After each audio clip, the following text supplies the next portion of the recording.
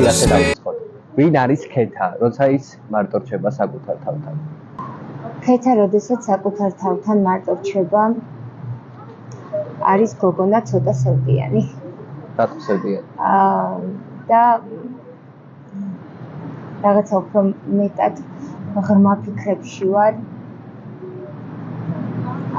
არ ვიცი. ზოგადად შეიძლება იმიტომ რომ ჩემს ცხოვრებაში იყო რაღაცა ისეთი მომენტები,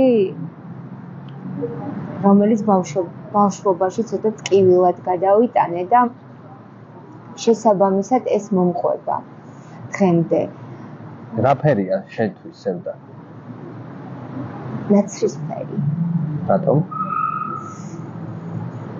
იმიტომ რომ არ მინდა შავი იყოს. შავი უფრო ესეთი ფერია. რაღაცა არასიკეთის. და მე უბრალოდ ნაცრისფერად ვხედავ ჩემს სევდიან თავს. რაზე ოცნებობდა პატარა ქეთა? მე ვოცნებობდი, რაზეც ვოცნებობდი სხვათა შორის და მაინტერესებს აიხდიდა ეს ოცნება? კი. მე პატარა ქეთა 11 წლის ასაკში ვიძახდი, რომ ჩემ ლექსების კრებულს გამოვცემდი, დავწერდი რომანს, ასევე პროზას და სხვათა შორის ყოველთვის ვიძახდი ის, რომ მექნებოდა მწერალთა სახლში ჩემი ლექსების კრებულის საღამო. და კიდევ ის, რომ ვიქნებოდი წარმატებული ხალი, ბევრი შვილის დედა და ეს ყველაფერი ამიხდა. კი, ანუ რაზეც ვოცნებობდი და რაზეც ვსაუბრობდი ბავშვობაში. ჩემ მეგობარს გაუცინია, ანუ გაუღიმია, იმიტომ რომ აი რაღაცა თითქოს რაღაცა არარეალური ოცნება იყო ალბათ იმისთვის, მაგრამ ეს ჩემთვის ოცნება იყო, რომელზედაც მიზანი დავსახე და ეს ოცნებები აიხდიდა. მაინტერესებს, ქეთა არსებობს ერთი წამი, სუნი, ან რაიმე მომენტი, რაც ბავშვობაში გაბრუნებს, ან გახსენებს ბავშვობას. როგორი იყო შენი ბავშვობა? ამასთან ერთად. კი, არის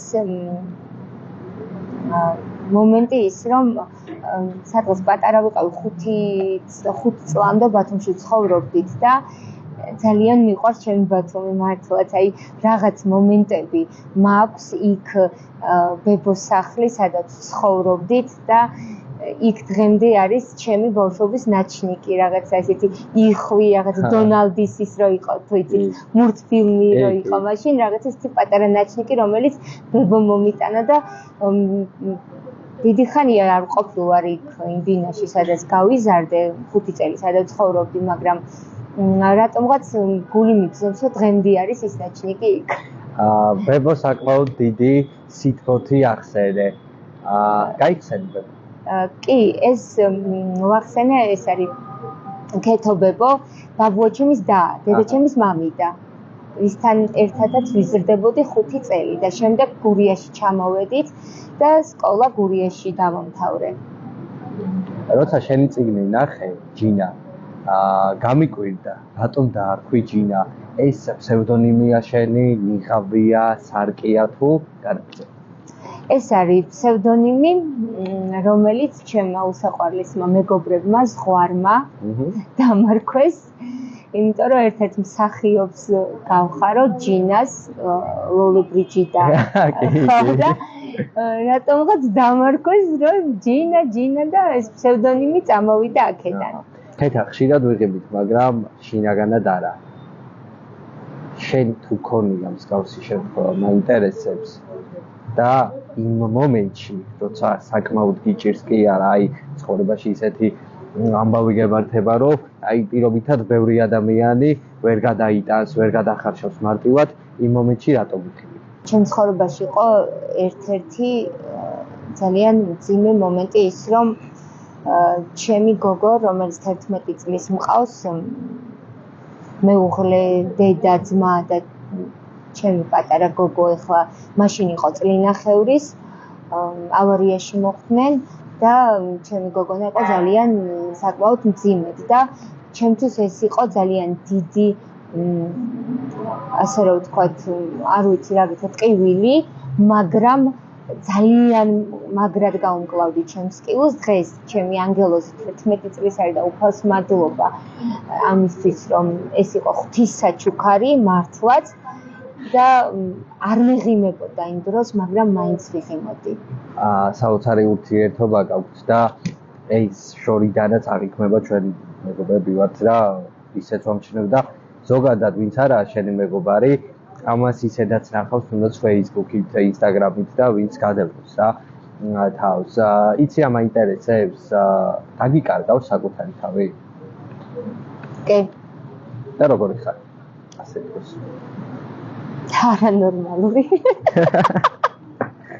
ცოტა ხშირად გაქვს ეგეთი შემთხვევები თუ არა? არა. ხოლოდ ერთხელ მქონდა და საკუთარი თავის მე თვითონ შემეშინდა, მინდა გითხრა. ჩვენი ინტერვიუ მოიცავს ცოტა ღრმა საუბრებს რა და ცოტა სიღრმეში წავიდეთ. მოდი. ანუ სიცრუის დეტექტორიას ინტერვიუ აი რა მითხარი. კი ბატონო. არის თუ არა შენში ისეთი გაცდა, რომ ფიქრობ, რომ იმ მომენტში, ერთ მომენტში ვიღაც ვერ გადაარჩინე. ან თუნდაც საკუთარი თავი. ან სხვა ადამიანი. აბა. კი. ეგ განცდა მქონდა. როდის? ხო ცოტა რაღაცა მძიმე თემაა ჩვენთვის.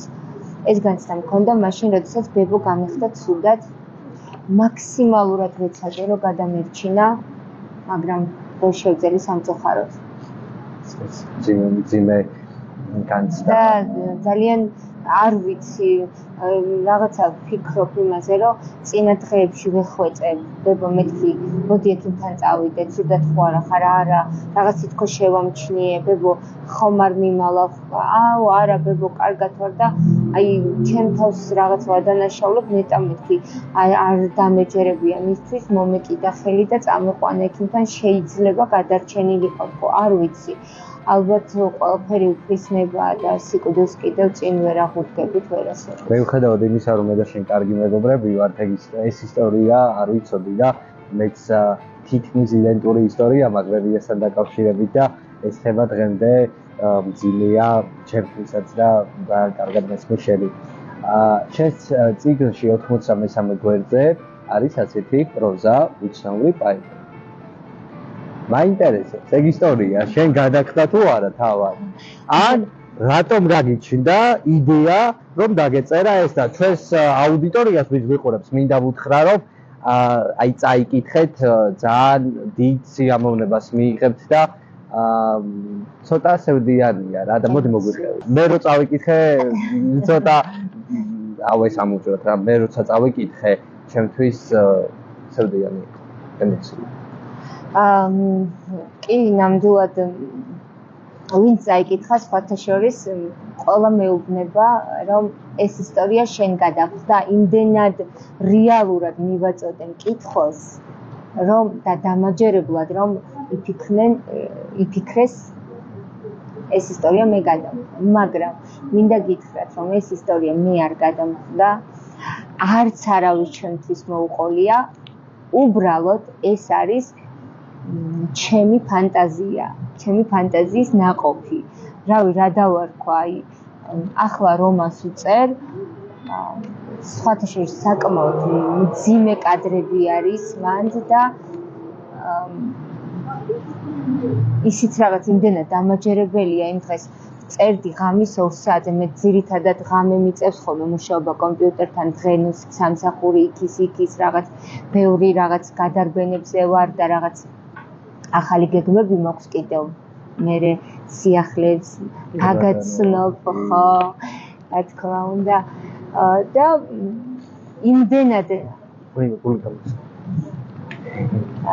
იმდენად რაღაც დამაჯერებლად წერ ამ ყოველთვის, რომ მე თვითონ შევდივარ რაღაც როლებში და ღამის 2 საათზე ვტიროდი და დედჩემი შემოვიდა, დედა რაბჭის მშვიდობა გაქვს და კი მეთქი დედა წერ. აი წარმოიდგინე, აი იმდენად კომპიუტერთან ბიჯეთი, თან წერდი და თან ტიროდი. ქეთა, დაგიკარგავს მეგობარი, იმიტომ რომ მეგობრობა ჩემთვის საკმაოდ წმინდა გრძნობაა რა და როცა ადამიანს ჩემს მეგობარს ვეძახი, მისგან უკვე რაღაცა დარტყმები ან თუნდაც დარტყმა არ იყოს და მეგობრობა ხო ისეთი გრძნობაა, რომ არ უნდა გჭირდებოდეს თქმა, რომ ან აქ მოდი მიჭირს ამას, მაგრამ მე ეგრე მესმის მეგობრობა, რომ სადაც ჩემ მეგობარს უჭირს და გავიგებ, იქვე იმ წუთას უნდა მივიდე რა. და აი შენთან მაინტერესებს დაგიკარგავს მეგობარი? მე გეტყვი მაშინ ამას, რომ მეგობარი დამიკარგავს. თან დამიკარგავს მეგობარი, რავი, ალბათ 15 წელი რომ ვიყავით ერთად. მაგრამ მიზეზი იყო ძალიან დიდი. მე ზოგადად მეც ეგეთი ტიპი ვარ მეგობრული. ღამის 3 საათზე ჩემი მეგობრის გამო ავდექი რომ დამირეკა და მითხრა მჭირდები, გავიღვიძე და მასთან წავედი. ქეთა, მაინტერესებს რა ვერაპატიე შენ საკუთარ თავს?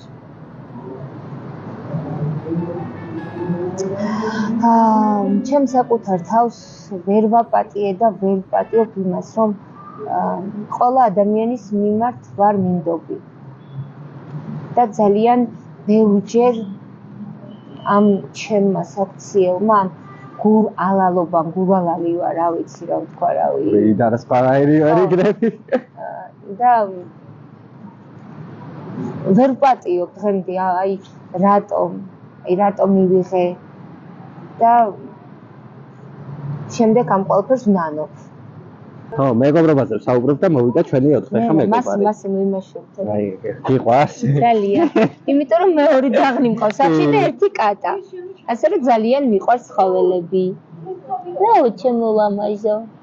აი ესენი არასოდეს არ გიღალატებენ. კი, ადამიანები. და ყოველთვის აი რაღაც აი ყოველთვის დაგიცავენ და ყოველთვის აი თბილები არიან და საყვარელი. ისე რა მაგარია მეგობრობაზე ვსაუბრობდით და ჩვენი 4 ხა მეგობარი მოვიდა. ძალიან საყვარელი გადავიცა. მე მყავს ძაღლი, 2 ძაღლი. ესა კავკასიური ნაგაზი ერთი ტვინი. მე პატარა ჯიში ძაღლები მყავს 2. ერთი, მაგრამ ვაიმე არ ვიცი, ჩემი გასვლა და შემოსვლა სახლში მეზობლებმა იციან უკვე რა დროს დავდივარ სახლიდან და რა დროს შემოვდივარ. როცა რაღაც თავდება ცხოვრებაში. ადამიანები გამსახური ჩვენი თავის წინა ვერსია. რა ხდება მერე? იწყება ახალი ვერსიის შექმნა და იწყება ახალი სიახლეები. როდესაც რაღაცა თავდება ადამიანის ცხოვრებაში, მაშინ იწყება ახალი. მე ვარ ოპტიმისტი ადამიანი. სხვათა შორის მებრძოლის სულის და ეს მითიური ფრინველი, ფენიქსი. ხო. არის ჩემი ფავორიტი ფრინველი. და სხვათა შორის ფენიქსის სტატუ მაქვს. იმიტომ რომ მე მუდმივად მას ვადარებ ჩემ თავს, იმიტომ რომ ვიწვევი და მეორე დღეს ვდგები. ბატონო. აი დავითერფლები და ჩემივე თერფლიდან ბევრჯერ აღსდგები. რა ვიცი, აი არასოდეს არ ვამბობ არას. იმიტომ რომ ყოველთვის ყველაფერი არის შესაძლებელი. და უბრალოდ რა არის იცი, აი როდესაც იწყებ კარიერას, შექმნას, როდესაც რაღაცას დაიწყებ, ბევრჯერ დაგიდეს კარიერის შექმნის პროცესში მეგობრებმა ფეხი? სხვათა შორის არა. არა. რაღაცები იჭორავენ, არ არის პრობლემა, მიყვარ ხარ. აი ეს არის ადამიანები ერთმანეთს უნდა გაუგზავნოთ პოზიტივი. როცა ჩვენ ვიგზავნია ნეგატივს, ჩვენ მუდმივად უნდა გაუგზავნოთ პოზიტივი, რომ ისევ ჩვენ ვიყოთ აი ესე ბედნიერად და კარგად. და ქეთა ერთი კითხვა გაქვს რაიმე ისეთი შიში ფობია, როგორც რა? კი. კლაუსტროფია. მე საგელკავარჯობა მეც აი ზუსტად ეგრე მაქვს და საჭიროა რომ მოძრაო და აი ეხაც რომ გვირაბში შემოვდიოდი სასწაული ის და მემართა და მეწყო სულ რაღაც მეტროთი ვერ მგზავრობ იმიტომ რომ ვიღაცებს გონიათ რომ არ კადრულობ მაგრამ სამწუხაროდ კადრულობ მაგრამ შიში მაქვს სულ მამაუჩვენოს ვიძახი ხოლმე ჩასვლა ამოსვლაზე იმ დღეს იყო შემთხვევა აი წერებია მეტროში არ ჩავსვარ და რომ სამსახურში რაღაც უბრალოდ ჩაწერა ქონდა ჩემ გოგონას და არ დაგვეგვიანებია მეტროთი უნდა წავსულიყავით და ჩავედი რა მეტროში და ამ დროს დიდუბის მეტროში მანდ ვცხოვრობ ჩავედი კარები დაიკეტა და რაღაც ბუფ ხმა და რაღაც პოლიცია მოგის რაღაცა კარები არ იღება მე დამეჭი შელებ დამეჭი და აი რაღაც დედასკებს აი ჩხილები რა წალით მეთქი დროზე გამიშვი და აი ცუდად გავხდი გასაცხია რა მაგარია და ერთი და უკვე ვამთავრებთ რა აი ამ ჩვენი ინტერვიუს და მაინტერესებს როცა შენს გარშემო სამყარო ინგრეო და რისი იმედი ქონდა მაგ დროს და რას ებღაუჭებოდი რა იცი რა არის სიმართლე გითხრა სამყარო ჩემს ირგვლივ არასოდეს არ დანგრეულა არა გადავიარე ბევრი რაღაცა მაგრამ არასოდეს არ მიფიქრია ის რომ ჩემი სამყარო დამინგრია მაგას ხო არ ფიქრობ რომ შენს თავში იმდენად ყარი ფსიქიკა გაქვს რომ მე ვიცი რომ შენს ცხოვრებაში უმძიმესი ფაქტები მოხდა და მაინც მყარად გახარ ფერზე მე უფრო ამას თორე შენაც გაიარე ბევრ ადამიანს დაუნგრევდა კი არა საერთოდ ბევრი ადამიანი საერთოდ ვერ დაიწყებდა ცხოვრებას და ვერ კი სხვათა შორის გეთახმები მაგაში მე რაღაც იმიტომ რომ მე და შენ დიდი ხანია ვმეგობრობ და კარგად გიცნობ და აქედან გამომდინარე უფრო მეტი ვიცი შენს შესახებ და ასევე შენ ჩემს შესახებ მე გარკვეული პერიოდი საკუთარი თავი მქონდა დაკარგული ის რაც დღეს ვარ ყოველთვის მინდოდა მაგრამ ეს ჩემი ჩანაფიქრი განვახორციელე სადღაც მაქსიმუმ 3 წელია რაც დავიწყე ამ ჩემს კარიერაზე ფიქრი განვახორციელე ჩემი მიზნები და სახული აი როგორა ცხოვრება როცა სკერზე გაგიშვებს რა მე იქიდან საერთოდ სხვა ემოციები სხვა ამოყვინთავზებოდ ხო სკერზე ვიყავი კი მაგრამ ჩემ ზუსტად მაგრამ უფრო შენ თავის უფრო მაგარი ვერსია კი უფრო მეტად მაგარი ვერსია შევქმნი ჩემი თავის აი იქ სადაც აი სკერზე რომ დავეშვი ზუსტად მაგ დავიწყე ფიქრი რომ შემექმნა ჩემი თავის საუკეთესო ვერსია და მე ეს შევძელი მაგრამ მინდა აღვნიშნო ის რომ დამიდგნენ გვერდით ადამიანები ვინც მართლა დამეხმარნენ სრულიად უსასყიდლოდ და სხვათა შორის ისეთი ადამიანის დამიდგა გვერდით რომ საერთოდ არ ველოდებდი ჩემთვის უცხო იყო მაგრამ დღეს ის ჩემთვის ძალიან კარგი მეგობარია და ჩემთვის უსაყვარლესი ადამიანია შენ უკვე დიდი გოგო ხარ რას ეთყოდა დიდი ქეთა პატარა ქეთას აი დღეის გადმოსახედიდან აი რო გქონდა შანსიო პატარა ქეთა აი აქ მოვიდეს და ნახო აი რას ეთყოდი მე ვეთყოდი პატარა ქეთას იმას რაც ჩაიფიქრე და ქონდა ოცნებები მაშინ როდესაც პატარა იყავი დიდმა ქეთამ მე ყველაფერი აგისრულა შენ რას ეთყოდი პატარა ქეთას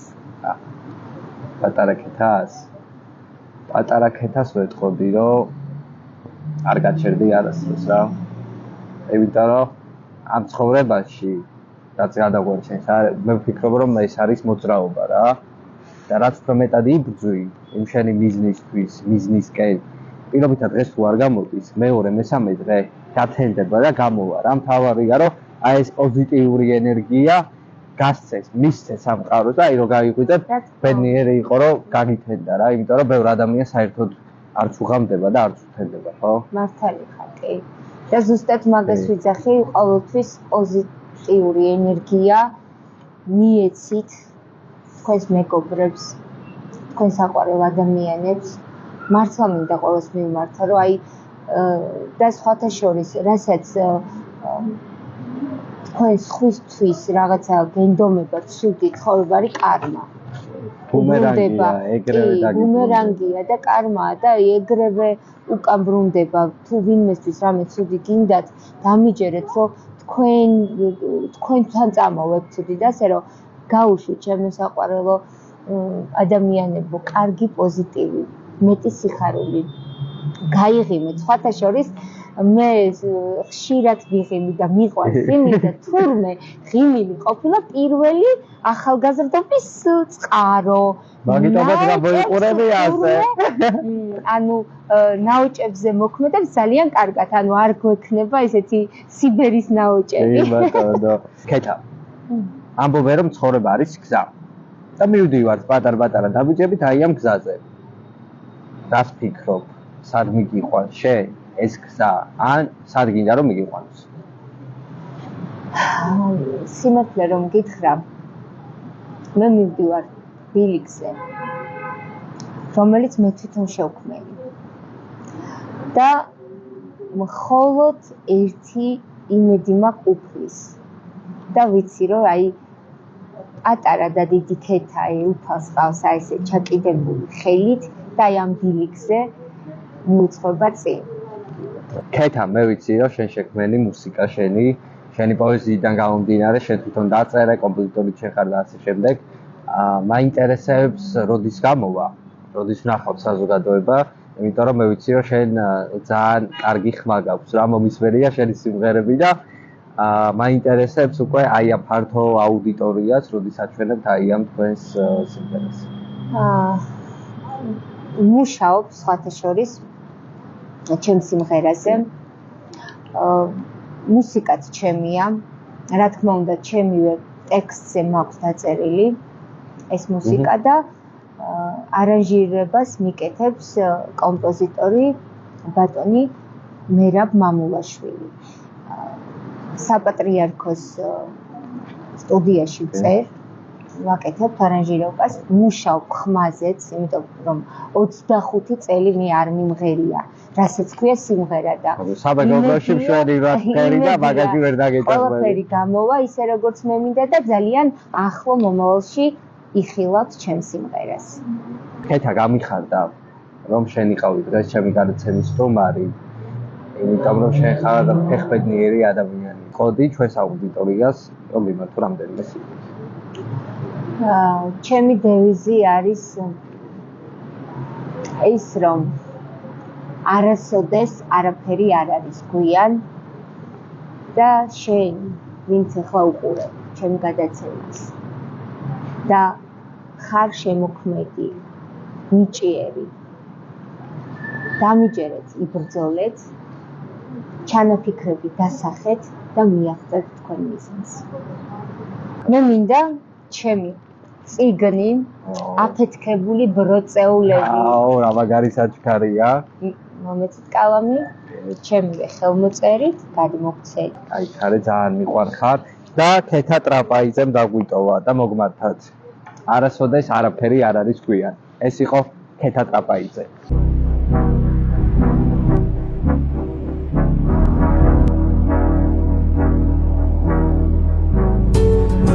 The space